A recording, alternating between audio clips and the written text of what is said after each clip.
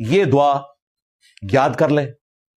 جب کبھی ہجرت کا موقع آئے, کوئی مشکل آئے, کوئی جگہ چھوڑنی پڑے, بعض اوقات آپ کو اپنی جاب چھوڑنی پڑ جاتی ہے, بعض اوقات آپ کی دکان کرائے پہ ہوتی ہے, وہ کرایہ دار آپ سے خالی کروا لیتا ہے, بالکل تسلی سے خالی کریں اور دعا پڑھیں, ربی ادخلنی مدخل صدق واخرجنی مخرج صدق وجعلنی من لدنک سلطانا نصیرا. اور یہ میں آپ کو پریکٹیکل بتاؤں, میں نے یہ دعا مانگی ہوئی ہے اور اللہ نے بہت بڑا انعام دیا الحمدللہ.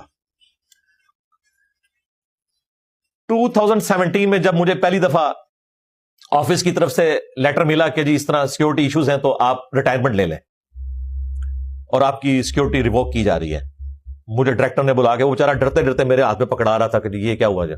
مجھے کیا پتا تھا میرے لیے اللہ نے فیصلہ کیا کیا ہوا ہے. ہمیں تو یعنی وہ مکی زندگی سے مدینے کی زندگی میں اللہ تعالیٰ داخل کر رہا تھا. اس سے پہلے تو آپ کو پتا ہے کہ کام کا والیوم کیا تھا. ہمارے تو 1 لاکھ بھی سبسکرائبر نہیں تھے, ویورشپ بھی اتنی نہیں تھی.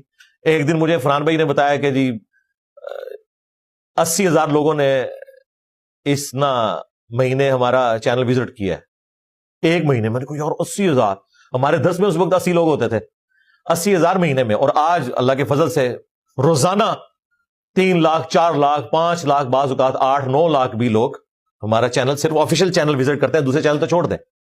تو یہ ساری دعوت کی جو برکات اس بڑے لیول پہ پھیلی ہیں, اس کے لیے ان پٹ دینے کے لیے آپ کو ٹوٹلی وقف ہونا پڑتا ہے. تو میرے تو وہم و گمان میں نہیں تھا. ظاہر ہے 2008 میں کام شروع کیا تو 9 سال تک تو میں پیرلل میں لے کے چلتا رہا نا. 2017 تک جاب بھی کر رہا تھا, ویکینڈ پہ ریکارڈنگز ہوتی تھیں, دعوت کا کام چل رہا تھا. لیکن اب ہم دیکھتے ہیں وہ کام بہت تھوڑا تھا, اتنا بڑا کام ہونے والا تھا. لائیو سیشنز کا سلسلہ تھا, پوڈ کاسٹ ریکارڈ ہونی تھی, قرآن کلاسز بڑے لیول کے اوپر ریکارڈ ہونی تھی, پھر HD ریکارڈنگ شروع ہونی تھی, 2016 میں شروع ہوئی. تو جب مجھے انہوں نے وہ فیکس پکڑائی نا, تو میں نے یہ اس کو پڑھتے ہی میں نے وہی پہلے دعا پڑھی, انا للہ و انا الیہ راجعون اللہم اجرنی فی مصیبتی واخلف لی خیرا منہا. تو مسلم شریف میں حدیث ہے کہ اللہ تعالیٰ بہترین نعم البدل عطا فرمائے گا. دوسری دعا میں نے یہ پڑھی تھی, ربی ادخلنی مدخل صدق واخرجنی مخرج صدق وجعلنی من لدنک سلطانا نصیرا. ٹھیک ہے, تو وہ دیکھیں اللہ تعالیٰ نے مجھے اسلام آباد سے واپس جیل میں شہر پہنچا دیا, اور پھر دعوت کا کام شروع ہوا, اور سلطانا نصیرہ بھی ہو گیا. اللہ تعالیٰ نے جانثار لوگ بھی کر دیے, انصار اللہ بھی اٹیچ کر دیے, دعوت کا سلسلہ چل نکلا. تو یہ دعا ہر موقع پر یاد رکھیں, یہ بڑی کمال کی دعا ہے. اور یہ اس تکلیف میں دعا ہے جب نبی علیہ السلام کو 52 سال جس شہر میں گزارے تھے, اس شہر کے لوگوں کی وجہ سے, اور لوگ وہ جو آپ پہ جان چھڑکتے تھے آج ان کی وجہ سے آپ نکل رہے ہیں. جو صادق اور امین کہتے تھے وہ آپ کو آج مجنون, ساحر اور شاعر کہہ رہے ہیں. نعوذ باللہ, کتنی تکلیف دہ چیز ہے.